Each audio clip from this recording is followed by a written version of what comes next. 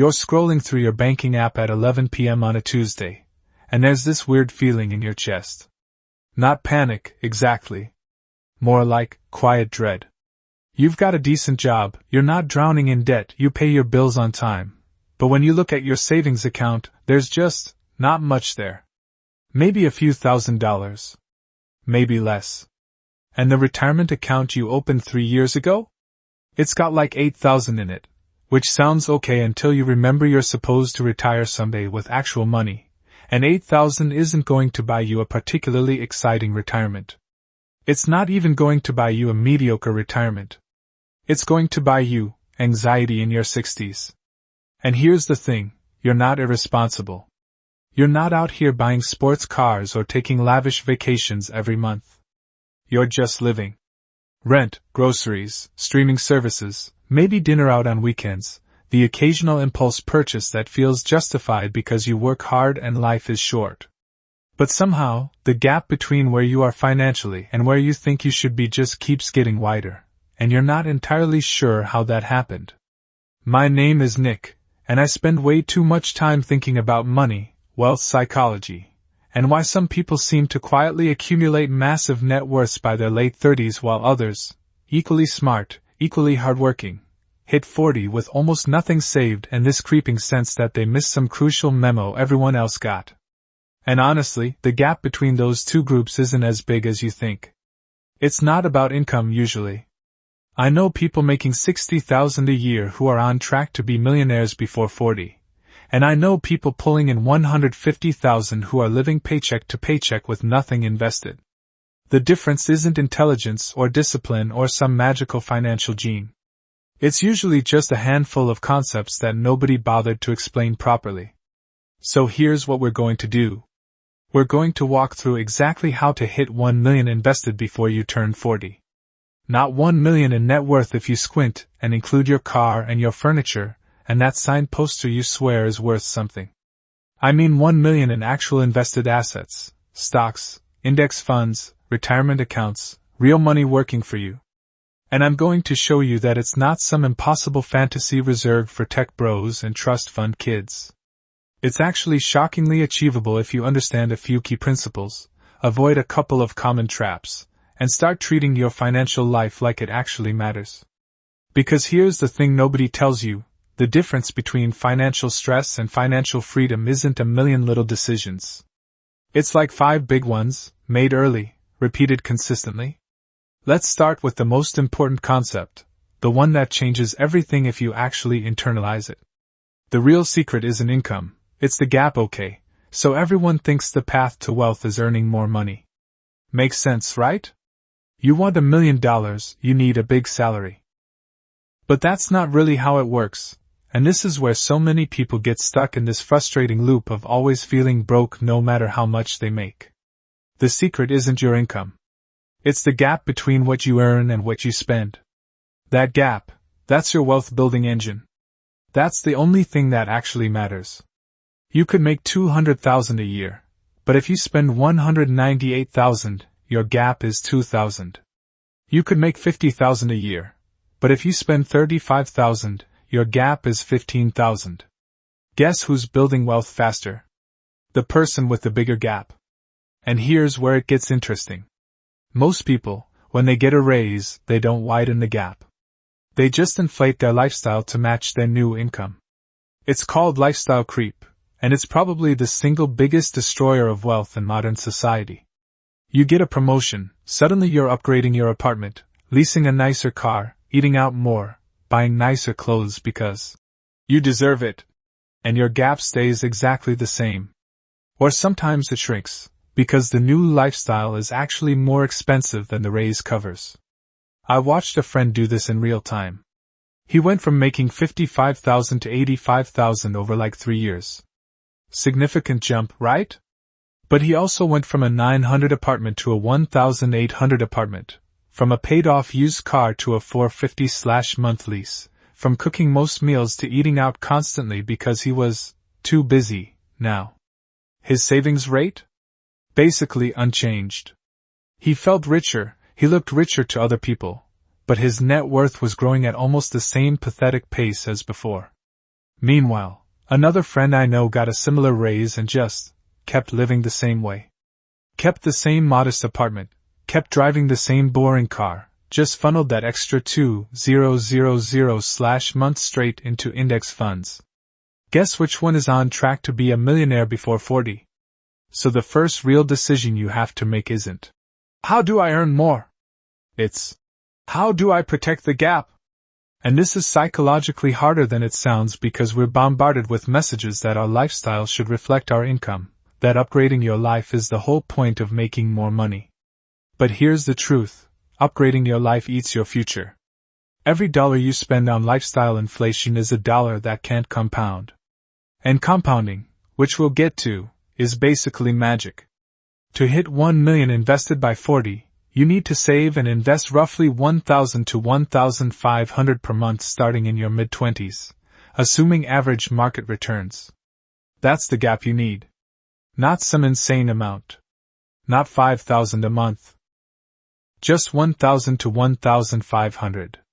Which means if you're making $60,000 a year, about $4,000 month after taxes, you need to live on $2,500 to $3,000. That's tight but doable. If you're making $80,000, about $5,000 month after taxes, you live on $3,500 to $4,000 and invest the rest. Suddenly, $1 million by 40 isn't some fantasy. It's just math. But you have to protect that gap like your future depends on it. Because it does. Compound interest is quiet and slow until suddenly it's not okay. Everyone's heard of compound interest. It's like the most cliché personal finance concept. The eighth wonder of the world. Einstein maybe said but probably didn't. But here's the thing, most people don't actually understand what it feels like in practice, and that's why they quit. Compound interest is brutally slow at the beginning. Painfully slow. You scrape together $1,000 a month, you invest it diligently, and after a year you've got maybe $13,000 saved. Which is great, you should feel proud, but it doesn't feel transformative. It doesn't feel like wealth. You check your balance and it's just some money. Not life-changing money. And the gains from the market feel almost insulting. Like your $13,000 grows by 10 and you make $1,300 for the year. Wow. $1,300. You make that in like a week of work. So a lot of people quit. They think, this is too slow. I'm never going to get there. What's the point? And they either stop contributing or, worse, they go looking for shortcuts, crypto gambles, meme stocks, some gurus, secret strategy, and they blow up their progress. But here's what they're missing. Compound interest isn't linear. It's exponential. And exponential growth looks like nothing for a long time, and then it looks like everything all at once. Let me paint the picture. You're 25. You start investing $1,200 month. After year 1, you've got about $13,000. Cool. After year 5, you've got maybe $80,000. That's better, that feels like real money, but you've personally contributed $72,000 of that. So the market has only made you like $8,000. Not thrilling. But then something weird starts happening. After year 10, you've got around $230,000. You've contributed $144,000, which means the market made you $86,000. Wait, that's significant. After year 15, you've got maybe $550,000. You contributed $216,000, the market gave you $334,000. The market made you more than you put in. And by year 20, you're 45 now, but let's pretend you hit 40 and slowed down, you're well over $1 million. And at that point, the market is making you like $100,000 a year just in growth. Your money is making more money than most people's jobs. That's compounding. It's slow and boring and feels pointless for years, and then one day you wake up and your investment account is generating more wealth per year than you can physically save, and that's when you realize you've won. But you only get there if you don't quit during the boring years. This is why starting early is so absurdly powerful. The difference between starting at 25 and starting at 35 isn't 10 years of contributions. It's like half your final net worth, because those first 10 years compound for decades. Starting early gives your money time to multiply itself over and over. Starting late means you're fighting against time, trying to catch up by saving way more per month, and it's harder. It's just harder. So if you're in your 20s and you're thinking, I'll get serious about investing in my 30s when I'm making more money, you're making a catastrophic mistake. Those early years are the most valuable years you'll ever have, and you're giving them away. Automate everything or you'll sabotage yourself. Here's the uncomfortable truth about human behavior. We're really bad at doing things that are good for us if those things require active decision-making on a regular basis. You know what happens if your investment strategy is manually transfer money to my brokerage account every month and decide how much based on how I feel. You'll do it for 3 months, then you'll skip a month because you had an expensive weekend, then you'll skip another month because you're stressed about work, and then 6 months later you'll realize you haven't invested anything in half a year, and you'll feel bad and maybe do one guilt contribution, and then the cycle repeats. Discipline fails. It always fails. Discipline is a finite resource, and life is exhausting, and there will always be a reason to skip this month's investment. You need a system that doesn't rely on you being a perfect disciplined robot every single month. That system is automation. You set it up once, and then it just happens without you. Every time you get paid, money automatically flows from your checking account into your retirement account, your brokerage account, wherever you're investing. You never see it. You never touch it. It just vanishes into your future self's net worth before you can spend it on something dumb. This is the strategy every actual wealthy person I know uses. Not because they're disciplined. Because they're smart enough to know they're not disciplined. They remove the decision entirely. Here's what you do: figure out your gap, the amount you can invest every month. Let's say it's $1,200. Set up automatic transfers. $500 to your 401k gets taken out of your paycheck before you see it. $700 gets auto-transferred from checking to your brokerage on the 1st of every month. Done. Now your default behavior is building wealth. You'd have to actively log in and cancel the automation to stop investing, and that's way harder than just letting it run. And here's the beautiful part: after like 2 months, you forget it's happening. Your brain adjusts. You live on what's left. That $1,200 doesn't feel like your money that you're giving up. It feels like it was never yours to begin with. It's just gone, and you build your life around what remains, and you're building wealth in the background without thinking about it. Manual investing requires you to be perfect every month forever. Automated investing requires you to be smart once. Big difference.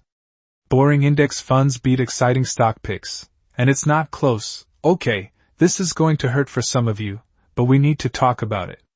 You are not going to beat the market by picking individual stocks. You're not. I'm not either. Your buddy who won't shut up about his stock picks isn't. That guy on YouTube with the flashy thumbnails and the secret strategy isn't. Basically, nobody beats the market consistently over long periods, and the tiny percentage who do are either insiders with information you don't have, algorithmic trading firms with technology you can't access, or people who got lucky and will eventually regress to the mean. The data on this is overwhelming and depressing if you like the idea of being a stock-picking genius. Over a 15-year period, something like 90 of actively managed funds, run by professionals with research teams and fancy degrees, underperform a simple S&P 500 index fund. If the pros can't do it, you can't do it. But people don't want to believe this because boring index funds don't feel exciting. They don't give you something to talk about at parties. There's no thrill, no story about how you got in early on some company and 10x'd your money. It's just slow, steady, boring growth that tracks the overall market. And our brains hate that. We want to feel smart. We want to feel like we've got some edge. But here's the thing, you don't need an edge. You just need to not screw up. And the easiest way to not screw up is to buy a total market index fund or an S&P 500 index fund and just hold it forever. That's it. That's the whole strategy. You're basically betting that the American economy, or the global economy, if you go total market, will continue to grow over time, which is a pretty solid bet historically. I know this feels unsatisfying. It feels like there should be more to it, some secret technique, some clever strategy. But wealth building isn't exciting. It's boring. The people who get rich from investing are the people who can tolerate being bored for decades while their boring index funds quietly compound. Every time you get tempted to pick individual stocks or chase some hot investment trend, ask yourself, am I doing this because I have actual edge and information, or am I doing this because it feels more exciting than the boring thing I know I should do? If the answer is excitement, don't do it. Buy the index fund. Be bored. Get rich slowly. Your 401k match is free money and you're probably leaving it on the table if your employer offers a 401k match and you're not contributing enough to get the full match. You are leaving free money on the table. Not like, oh, that's a missed opportunity. Free money. Like actual, literal, they're trying to hand you cash and you're walking away free money. Here's how it works. Your employer says, for every dollar you contribute to your 401k, up to a certain percentage of your salary, we'll match it. Common structures are like, we'll match 50 of your contributions up to 6 of your salary. Or, we'll match 100 up to 3. The exact numbers vary, but the concept is the same. They're literally giving you money if you contribute. Let's say you make $60,000 a year, and your employer matches 50 of contributions up to 6 of your salary. If you contribute 6 of your salary, 600/year, your employer gives you an extra 1,800. That's an immediate 50 return on your contribution. You cannot get that anywhere else. That's better than any investment on earth. And yet something like 20 of people who have access to a 401k match don't contribute enough to get the full match. They're just declining free money. Usually because they feel like they can't afford to contribute, which I get, but here's the thing, you can't afford not to. That match is part of your compensation. It's part of your salary. Turning it down is like telling your boss, actually, you know what, just pay me less. I don't need that extra 1,800. You wouldn't do that. So don't do this. At minimum, contribute enough to get the full match. That's the baseline. That's non-negotiable. If you can't afford to max out your 401k, fine, but you better be getting that match. Time in the market beats timing the market. Even though you'll be tempted, there's this persistent fantasy that if you could just time the market right, buy right before it goes up, sell right before it crashes, you could get rich fast. And technically, yes, if you could do that, you'd be a billionaire. But you can't do that. Nobody can. Not consistently. The market is going to crash while you're invested. That's not a possibility, it's a certainty. It might happen next year, might happen in 5 years, but it'll happen. And when it does, you're going to watch your account balance drop by 30, 40, maybe more, and you're going to feel physically ill. You're going to want to sell to protect what you have left. 2. Get out before it gets worse. Don't. Do not sell. That is the only way you actually lose money in a market crash. If you hold, the market will recover. It always has. And if it doesn't recover, if the market just crashes and never comes back, we have way bigger problems than your investment account. Like society has probably collapsed, and we're bartering with canned goods. Every major crash in history has been followed by recovery and new highs. The 2008 financial crisis? Recovered. The dot-com crash? Recovered. The COVID crash in 2020? Recovered in like 6 months. People who sold during those crashes locked in their losses. People who held, or better yet kept buying, made fortunes. Time in the market beats timing the market because every day you're invested is a day your money can grow. And missing just the 10 best days in the market over a decade can cut your returns in half. The problem is those best days often happen right after the worst days, so if you sell in a panic, you miss the recovery. So here's the strategy. Invest consistently, ignore the news, don't look at your balance during crashes, and trust that decades from now, this will have been the right move. I know that's hard. I know it feels irresponsible to just sit there while your account drops. But it's not. Selling is irresponsible. Holding is the smart, boring, correct move. Lifestyle choices compound too, just in the wrong direction. We've talked about how investments compound. But here's the dark mirror image. Lifestyle choices compound too. That 8 latte every morning doesn't feel like a big deal. It's just 8. Treat yourself, right? But 8/day is 240/month, 880/year. Invested at 8 annual returns over 20 years, that's like 160,000. Your daily latte costs you a 6-figure fortune. Now, I'm not saying never buy coffee. I'm not one of those people who thinks you should never enjoy anything and eat ramen in a cave for 40 years so you can retire rich. But you need to understand the real cost. Every recurring expense isn't just the dollar amount today. It's the compounded opportunity cost of what that money could have become. Leasing a new car every 3 years instead of buying a used car and driving it for 10 years might cost you an extra 400/month. Over 20 years, that's like $500,000 in lost investment growth. Upgrading to a luxury apartment instead of staying in a modest one might feel like only an extra 500/month. But over time, that's $1 million decision. I'm not saying live like a monk. I'm saying be intentional.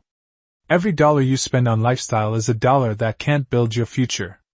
So spend on things that actually matter to you, that genuinely make your life better, and ruthlessly cut the things that don't. Most people do the opposite. They spend reflexively on a bunch of stuff they barely care about, and then feel like they can't afford to invest. But the math is just backwards. Increase your savings rate as your income grows. Remember when we talked about protecting the gap? Here's the advanced version. As your income grows, increase your savings rate. Most people increase their spending rate. They get a raise, they upgrade their life. But what if you didn't? What if you just lived on the same amount, or close to it, and invested the difference?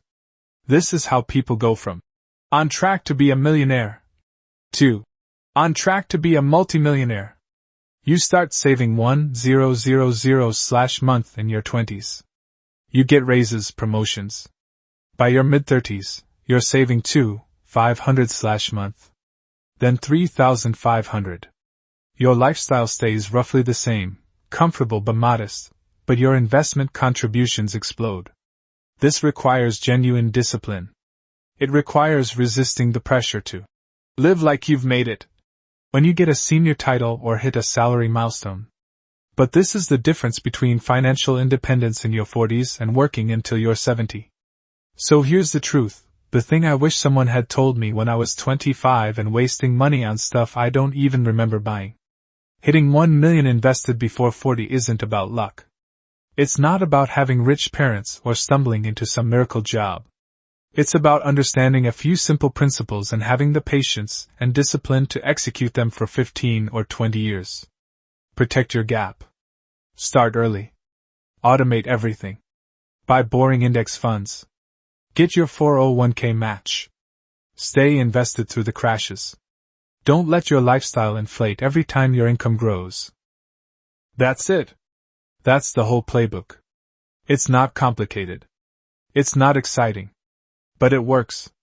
And 20 years from now, when you check your balance and see 7 figures, you're going to feel something that very few people get to feel: actual financial security. Not, I can buy whatever I want. Money. But, I don't have to stress about money anymore. Money. I have options. Money. I can take a year off if I want. Money. And here's the beautiful part. Once you hit that first million, the second million is way faster. Because compounding is really, truly working for you now. Your money is making serious money. You're not grinding anymore. You're coasting. But you only get there if you start. Not next year. Not when you're making more money. Now. Today. This month. Because every month you wait is a month you can't get back, and those early months are worth so much more than the later ones. You don't need to be perfect. You don't need some elaborate strategy. You just need to be consistent and patient, and trust that boring works. So automate your first contribution today. Whatever amount you can manage, 100, 500, 1000, set it up to happen automatically every month. And then go live your life. Let compounding do its slow, quiet, beautiful work in the background. 20 years from now, you'll be a millionaire. And you'll barely remember the sacrifice, but you'll feel the security every single day. That's the real wealth. Not the number. The feeling. And it's waiting for you if you start.